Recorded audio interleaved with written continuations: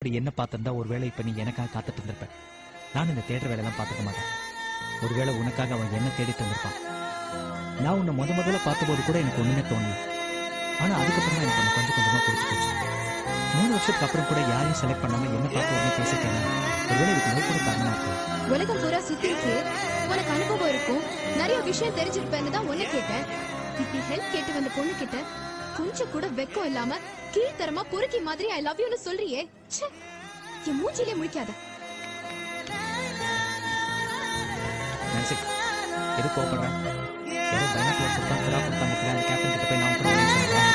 அது கீழ்த்தரமா பொறுக்கி தரணும். அதே மாதிரி நீ உன்கிட்ட சொல்றேன், நான் உன்கிட்ட சொல்றேன்.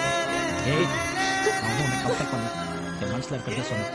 உனக்கு எனக்கு பிடிச்சிருக்கோ இல்லையோ உன் இஷ்டம். இதை நான் மறைச்சு என் மனசுக்குள்ள வச்சுட்டு இருக்க மாட்டேன். Babe, tell me you love me.